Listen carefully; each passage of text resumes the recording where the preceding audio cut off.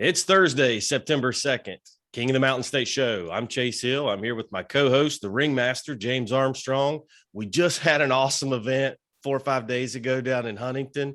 You draw these things up on paper. You hope they're going to play out like you got them in your head, and they absolutely did. It was everything we hoped for, and then some. From the opening bell to the final hand raise, totally awesome. You're the other guy in the ring. Tell me a little bit about what you thought of that.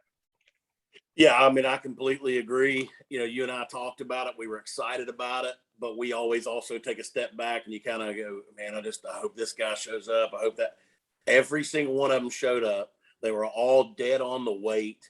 They were all in shape. They were all ready to bang. And boy, did they ever. I mean, from the 140 pounders, all the way through the light heavyweights did not disappoint, just like we expected them to, because they're still big guys, but they move really quick. I mean, it was awesome. The referees, the judges, everybody kept stopping. It was just like, man, this show is nonstop. So Yeah, it was good. We were on point. The fighters on point. The commission was on point. Everything just ran really smooth. One of the things you brought up there about everybody hitting weight, we had 8 guys fighting light heavyweight, 178-pound max. 6 of them came in at 178 pounds. One of them came in at 176. And of course, Brendan Kelly was fighting up. He was 165 pounds, and he knew that coming in. But man, everybody showed up again. All these guys, both rounds of the tournament, have been true professional actions out of amateur fighters, no contracts. Tickled to death with them. I say it all the time. I said it in the pre-fight meeting. They all heard me say it, and I meant it, is that any show is only as good as the fighters. That's the only thing that controls it, and we got the best fighters. So, all right, man, let's kick it off here. The first fight of the night was Justin Milam out of Parkersburg. He fought Brett Summers from down there in the Bluefield, Princeton area. They really set the tone. It was a close fight. Summers came out really strong. The second round, you could have gave it to either guy, and then Justin Milam finished the fight out well.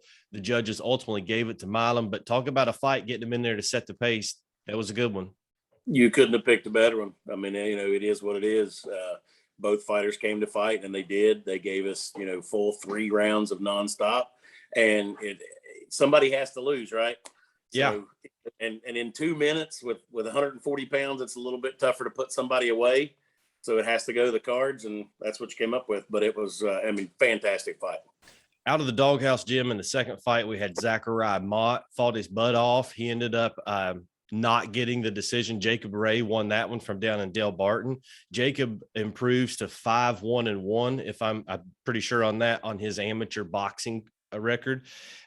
Still not much experience out of either one of those guys. They didn't really know what they were in for. It was a great fight again, watching those little guys go at it. Now, both of those fights we had our 8 tournament fights. We needed to get to the 30 round mark, extend the card a little bit. But when you put 2 fights together where you don't have a whole lot of information on the guys, but you do your homework, those 2 fights ended up exactly what we needed them to be.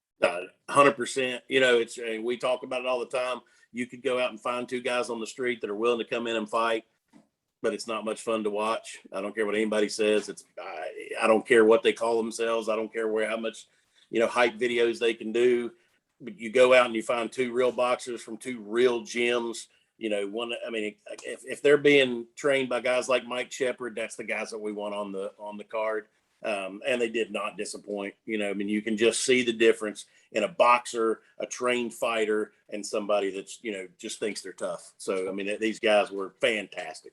Well, and you said it, we keep tapping into those Doghouse gyms, Advantage Mixed Martial Arts, Pearl's Place, everywhere that we're going to and finding these guys. They got a bunch of fighters. We look forward to getting them all on there. After those 2 fights, we advanced into our light heavyweight tournament, something we were super excited about. We had 8 great guys. We thought it was going to be really exciting, and it was. The first matchup was Arthur Brown versus Brendan Kelly. Arthur Brown coming from Street Beefs fame, Brendan Kelly coming from winning the American Ninja Warrior thing, and he's got world records and stuff, a true athlete. Kelly was moving. He was stepping up. He was 165 pounds. That was the cutoff at the bottom end of the weight class. Everybody else was up there closer to 180. Big props to Brandon for sticking. He knew that coming in. He knew he was the littlest guy coming in. Wanted to show off what he could do. I don't think, experienced 2-minute rounds before. A lot of factors stacked up against him. Still fought his butt off. Arthur was much bigger than him, was able to kind of impose his presence on him. And after 2 rounds, I think Brandon had had enough. And ultimately, Arthur got the decision there. But it was a great fight. And that's what we were looking for out of the light heavyweights. And we got it right off the bat.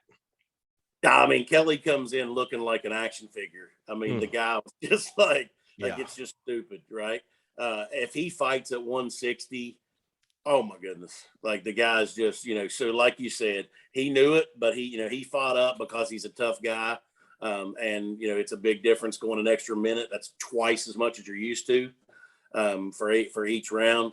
But I mean, AB came in, super poised, because he took a lot of flurries from Kelly too, because Kelly knew that he was going to have to try and, throw a lot of haymakers in there, and he did. But AB just fought, a boxer's fight, I think. And like you said, he just overwhelmed him. He's a lot bigger dude. He's used to fighting that way. And so, but another one, that's another great fight. And he showed a lot of ring composure for a guy who hadn't really been in the ring that much. AB looked like he knew what he was doing. The next fight 4 of the night, Zach Gillenwater had a big fan base. He's from Boone County. He's super experienced. He's fought for Glenville State College. He was matched up with Tyler Anscoff. Again, a random draw that we did out of our lottery, but he and Tyler had seen each other before. They had actually fought before. They knew what they were up against. They knew it was going to be a great fight. I had met Tyler Anscoff back in Bluefield with Joe Board when he was up there working it. I thought it was a great matchup, but I did not see the power. I didn't see the skill coming that Tyler showed. Zach Gillenwater is a great fighter, and Tyler was able to get the best of him. It was close, but he won the fight in my opinion. And that's a guy moving forward. I look for, to see how he matches up, but that was a good fight. Those two guys, they really went at it. There's so many fights on here could have been fight of the night, and that's one of them. Again, pure boxing skill. These guys just look the part. They know what they're doing. It's a science, and they do it well. Hats off to both guys. I know Gillenwater was super upset because he's a fighter. He wants to win, but somebody's got to lose when it goes to the cards. And I agree with you. I think he probably did lose, but I don't think anybody would have, burned the building down if Gillenwater would have been announced the winner either. So yeah, it was close. Yep. All right. So Keenan Williams, also Street Beefs fame, had several fights, went up against Ladre Stallworth. Now, Ladre Stallworth came in highly touted. One of my good friends, your good friend, Scott Kuhn, had worked with him. Derek Lambert's worked with him. Connie Brammer tells me, watch out for this guy. He can really fight, and he can really fight. We found out so can Keenan Williams. Keenan Williams just went to work. And Ladre, I don't know if he was thrown off by necessarily some of the more street beefs, the more unorthodox type of thing that we saw, but Keenan took control of the fight. It was a great one. Like you said, we could write fight of the night besides so many of these things, but Keenan ended up getting the decision on that one. Or actually, it was halfway through the third round. They stopped it. Ladre got a bad cut on a headbutt, went to the cards, and Keenan won. So he advances into the next round. What'd you see in that one?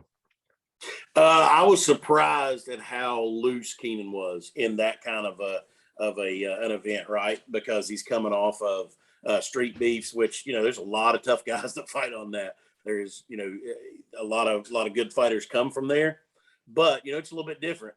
But he was obviously, before the fight started, he's dancing in his corner. He was light the whole entire time. He just seemed like just another day for him. And again, Ladre's a great fighter. We heard so much before the fight began, or before the tournament began, that he could very well be a favorite. I think that Ladre was probably a little bit shorter. As far as length goes, as far as punches, I think that's Keenan was able to keep him off of him, that kind of thing. But again, another great fight. It was just bang, bang, bang all the way through, and everybody just kept talking about it. They just continuously got better. So, yeah, it was. And at that point, we were halfway through the card, and you think those first 5 fights were awesome. We got 5 more left, that's really billed to be something big. We had Mitchell Reynolds, the 3-time Parkersburg or 3-time semi-pro champ from up there in this Parkersburg area. Robert Nicewater, we know him as Bobby Freshness. We had billed that as the light heavyweight main event. I thought when those two names came out drawn, I thought, well, this could decide the king of the Mountain State right off the bat, round 1. That was a great one. Mitchell ends up getting the close decision. I know Bobby didn't dispute it. It was a great fight. He wasn't discouraged about it. Mitchell really looked good. I think the 2-minute rounds hit Mitchell a little bit. Another guy that looks like an action figure, a lot like Brandon Kelly, the 6-pack, ripped up, great athlete, incredible athlete. I just don't think he had much experience going more than like 1-minute rounds. So doing the 2-minute rounds, he hit a little bit of a wall. He wasn't the same guy in the third round that he was in the first. So we'll see moving into the next round how he's able to adjust to that. Couple words about that one. And I don't pick, and it's obvious because you and I have said we thought this guy might be the winner, and and so I don't pick because I'm part of the show. But now that he's kind of out of it, honest to goodness, in the back of my mind, after seeing Bobby Freshness in Bluefield going against heavyweights, I really thought that he had to have the best shot at it, right? Because he was fighting up big time in Bluefield and just did a phenomenal job. So he was my pick. But and Bobby went from 196 pounds to 178. That's 22 pounds in 6 weeks to get ready for this. So he was working. It was, Mitchell, he didn't give it to Mitchell. Mitchell came in and take it. Exactly. And again, but I think Mitchell probably won the fight. I think, again, that's one where either way, I don't think anybody could have really, I think you could have an argument either way, but I think Mitchell came in and did his thing and won the fight. And I think for the light heavyweight main event, you probably could have picked any one of them, but I think you got that one right too.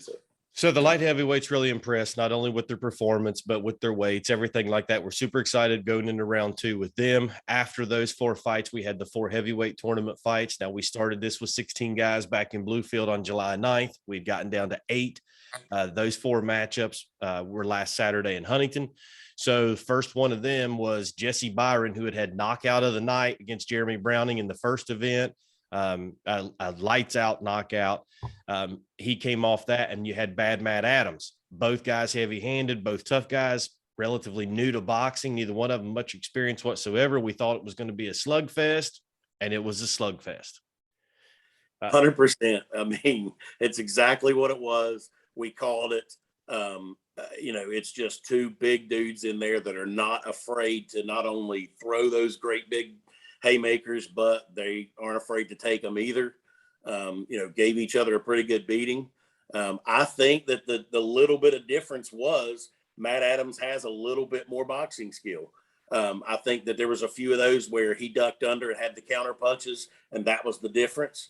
But 2 guys that are tough as nails. So I told Adams the other day, I said, well, you walk like a scuba diver. He's like, is that a good thing or a bad thing? And I'm like, you ever seen one of those deep sea divers down on the bottom of the ocean and they got those big, heavy boots on? He's got that national champion wrestling background, and he's walking around the ring with his feet planted like King Kong would. And when he's throwing with everything he's got. Super tough. I mean, anybody can be beat, but it's like, how do you hurt that guy? Jesse stood in there. Jesse had a few chances where he went down. He could have got out of the fight, and he didn't. If you fight for Joe Board, you fight. And he absolutely kept getting up with every chance that he could. Then we went in, we had the replacement fighter, Jeremy Browning versus Brandon Boggs. Ended pretty quickly. Boggs overwhelmed him. Boggs is 300 pounds. He's very accurate with his punches. He's athletic for a dude that's 300 pounds. He kind of walked right through him, caught him a little bit early, finished him away. Ended up being a pretty good knockout. But Boggs, I mean, that fight right there, I didn't know what was going to happen. Boone County versus Lincoln County. Boggs got another chance to show he belongs, and I believe him. He belongs. Absolutely. He's not only over 300, but I mean, what is he, 6'3", 6'4"? He's not little. He has to be up there. So he's long, and he used it. I mean, he tagged Browning quick, and he just kept throwing punches. And you don't see that a lot, especially these big dudes. They stand in there and throw one great big one and get them, but then they may just either back off or just keep trying to throw those great big long punches. He put punches together. He put some combinations together and would not let Jeremy breathe. I mean, he literally would just not let him breathe. Every time he got a hold of him, he was still hitting. And I mean, moving forward, another one. Yeah, he never let Jeremy get out of the starting gates. He jumped him early, and that was it. The next fight was Andrew Tidd stepping in for an injury. Andrew Tidd, former semi-pro champion. I hadn't seen him fight in person. I'd only seen him fight on tape. Right. And he really, the way he showed up, his movement, he's a boxer. Now, he's already fought 7-8 times this year. I've had a lot of lengthy talks with Andrew Tidd. Andrew Tidd's a great fighter. He's going to get even better. He's got Sure. the tools. He's got the power. He's tough. He went up against Huntington's Derek Gibson. Derek ended up. So here's what happened. Derek Gibson was a brawler. He was a semi-pro guy. He was whatever. He got with his coach, and he was able to really become, with Gary Wolf, a boxer. I feel like in round one, Derek boxed too much. He was using everything he'd been practicing on, but he forgot to really go and fight. I know Gary was on to him about it, and Derek's an incredible human being. When you talk to this guy, he is one of the nicest guys. This was the first time we saw Derek Gibson, the fighter, and Derek Gibson, the boxer, at the same time. And he went to work, and he was in a different class. Like, he was in a whole different level from not just Andrew, but from pretty much the card. At this point, Derek Gibson showed himself as, to me, he's probably the guy to beat. I mean, there's who could argue with it, right? He looked the part. And that shot that he hit him with right behind the ear, it was done. And, I think Tidd would have kept fighting, but I think the referee did a fantastic job of stopping that one. That's their job, is to protect the fighters from themselves, as much as anything, because these big dudes will just keep right on going. And, he was out. I think he was a lot more out than he even thought he was. Yeah. I mean, Derek Gibson he's a big man, but he's also fast, throws heavy punches, but he boxes at the same time. So, super exciting. Yeah, his footwork was great, and he threw that feint and came with the straight right behind it, and it was just a different level of what we see in attack mode from most of these guys. Main event was Luke Grizzle and Gary Rowland. Gary's from Huntington, had 5-6 fights in his career so far. Luke's had a handful, maybe 3 fights. And looking at it on paper, I thought, Gary may totally overwhelm this guy. I hope he's not standing on the tracks when the train comes through. Gary has the tendency to do that. And Luke stood right in there. Now, he did get called early. He went down in the first with a left hook. He got back up. He fought the rest of the fight, and he stood his ground. He kept coming forward. He wasn't scared, showed me a lot of heart and skill. Big southpaw. You could tell Coach Joe Board really had him ready to go. That was, if I had to put down a fight of the night, that's the one I would put down, because the fight started with Gary controlling, Gary's power, Gary knocking him down. But by the end of the third round, Luke had not only got up, but he was starting to take control. Like, if this was a 4, 5, 6 round fight, I don't know how it would have played out. So to me, that was the one that I would have circled as fight of the night, as a main event fight. We got it right. Yep, 100%. I mean, again, we could just about pick through, and you could throw these in a hat again and just throw them out there, and any one of them could have been fight of the night. But the main event absolutely was just 2 big dudes in there, not only banging, but they were boxing, right? Yeah. It's a shame somebody has to lose again. I mean, Grizzle he is a polished boxer to be, so young and only have a handful of fights under his belt. That kid is going to, he is going to be a great one. So I've had more people reach out to me and say, hey, if anybody drops out of the tournament, put Luke Grizzle back in. And I'm like, to start with, none of these 4 guys are going to drop out. But we've got spots for Luke Grizzle. He earned his stripes right there. I was totally impressed with him. I don't know if I've ever seen somebody get hit any harder and keep moving forward. Yeah. Every time he got knocked down, in an actual 8 count, or just, got knocked back, I called him out. I was like, oh, okay, that's it. Oh my goodness. I mean, I could just feel the kid's head for him. But he just kept moving forward, kept putting punches together, combinations together. And I think that it frustrated, Gary a lot, and it had to. I mean, I can't imagine how it wouldn't, but Roland is a monster. I mean, The guy keeps throwing heavy hands, and so that's how he picked up the win. Yeah, if I had to pick which guy on the entire card out of the 20 guys I don't want to fight, it would probably be Gary Rowland, because he's so athletic and so big, like I couldn't run from him and I can't fight him, so he would get Right. me. But all right, man, it was an awesome event. That was our 16th one, our 17th, I think I have it wrote down, that we've done together. Let's take just a few minutes and let's preview moving forward. We're October 16th, round 3 down in Welch at the Welch Armory. We have our final 4, the semifinals for our heavyweights. Those matchups will be Bad Mad Adams versus Derek Gibson. What a fight. And then we have Brandon Boggs versus Gary Rowland. In the light heavyweights, we're going to have Arthur Brown versus Mitchell Reynolds, and we're going to have Keenan Williams versus Tyler Anskoff. Before we get into those, and we'll talk just briefly about them in general, but to start with, there's one fight that means a little bit more than any other fight that night. I've been waiting on it forever. You know me, I'm not good at keeping my mouth shut. And I've said on this for a long time, we've mentioned it, but not really mentioned it. And that's going to be a professional fight as main event. Welch's own King Zach Kuhn, the ABA champion, will be putting that belt on the line, and for a vacant West Virginia state title versus Derek Lambert from Princeton, the Daywalker. Derek Lambert versus Zach Kuhn, 152-pound max for all the marbles, 2 belts on the line. I've known these guys forever. We've watched them fight forever. Accumulation of everything they've put into the sport, the sacrifices they've made with their family, with work, with everything, has all been put into getting an opportunity like this. These guys have trained together at times. They know each other.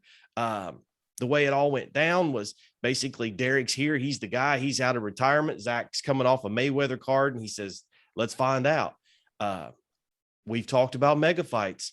We've had 3. This is going to be the 4th one. I could not be any more excited to watch Zach Kuhn versus Derek Lambert. Yeah, it's going to be a shame that somebody, most likely has to lose. It could be another draw because these 2 cats are going to go in there and they're both experienced. And I don't even know what else to say about it. I'm super excited. It's going to be a fight. It's going to be a boxing match. They're both going to go in there and throw combinations together. It is not going to be anything ugly. They're going to be dancing, and it's going to be something, something special in the state of West Virginia to have 2 guys from the state, iron sharpens iron kind of thing, the 2 best super welterweights, get them in there. So there's 2 things really comes out of a fight like this. One of it is, for me as a promoter, is I like to show the fans what's the difference in a professional. What is these, not taking anything away from the amateurs, but Derek Lambert's been fighting for over a decade. Zach Kuhn's been fighting his entire life. Zach Kuhn had 150 fights in USA Boxing before he got out of high school. Right. He made his pro debut his senior year of high school, at his high school. So these guys have been fighting for so long. Derek does it for a living. He runs a gym. He trains people. He absolutely lives the sport, loves the fight game.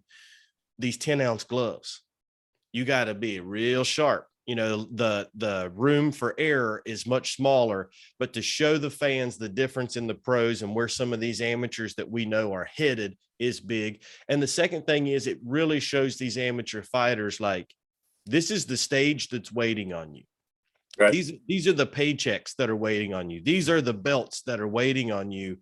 That carrot out in front of you makes it so much easier to train for these guys and to stay in the gym. But, you could spend the next 10 years trying to match up a fight in West Virginia and not get it as good as these 2 guys. Style matchup.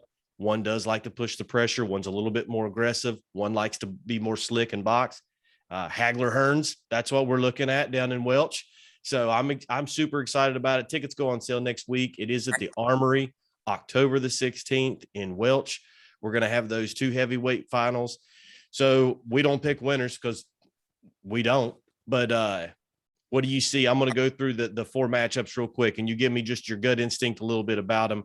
You got Gary Rowland and Brandon Boggs. I could actually go through the heavies kind of the same because, in my opinion, both fights are boxer versus brawler. All 4 guys can absolutely brawl because they are big dudes, and they've shown that. But I think, Roland is going to have to outbox Boggs so that he doesn't get pressured like Jeremy Browning did. And so I think he's going to have to move a little bit more. And the same thing with Adams and Gibson. Gibson throws some heavy hands, but like Adams coach Justin Navaria says, Adams throws lunch boxes, and he really does. I mean, and when they connect, it's next level. I mean, it's a lot of pressure to be under. So I think that's what's going to win it. I think if Gibson wins, he'll outbox Adams. Whether he knocks him out or not, I can't imagine either one of those guys getting knocked out. So we'll just have to see. And same thing with Roland Boggs. I think Roland's going to have to outbox Boggs because he's a great big kid. He's going to have to move around and make him miss a lot, that kind of thing. I agree with you. I think in both matchups, whoever lands the cleanest punches wins. I mean, all four guys are going to land a bunch of punches, right? Whoever lands the cleanest punches for the judges to see or to put them away.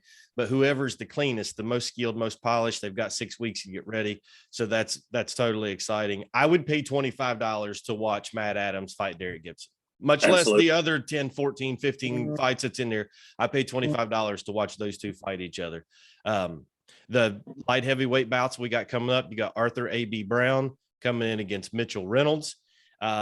Those two guys, I think you see a similar fight to Mitchell Reynolds and Bobby Freshness. I mean, I think Arthur Brown and Bobby Freshness are pretty close. And we're going to see if Mitchell's got enough left in the tank to get through that one. And then the other matchup will be Tyler Anscoff versus Keenan Williams. Again, you got the boxer, you got the street beefs guy, but Keenan looked pretty comfortable in there. What do you think about those two fights? Let's start with Arthur Brown, A.B. Brown versus Mitchell Reynolds. I mean, I think you just said it all. I think these will be more clean. I think it'll be more boxing, that kind of thing. But light heavy is super exciting because these guys are still pretty big. These are men, 180 pounds. They can throw they can throw it around, but they also move a lot quicker in boxing, that kind of thing. So I'm super excited. I think any four of those could easily win this whole thing. So yeah, absolutely. All right, man. Thanks for taking time, sitting down, going through the card with me again. I want you to stay on here regular with me so we can break this stuff down. I do have a kind of a surprise pro debut coming up that's going to be on the card. I'm keeping under wraps. We got a couple contractual things that's going through this weekend. As soon as we get past that, we'll announce it. But it's a guy that area down there, they're going to recognize the name. It'll be his pro boxing debut. So you'll see that here coming up pretty soon. October 16th, Welch Armory, Welch, West Virginia. I'll see you guys there. Later, brother. Thanks.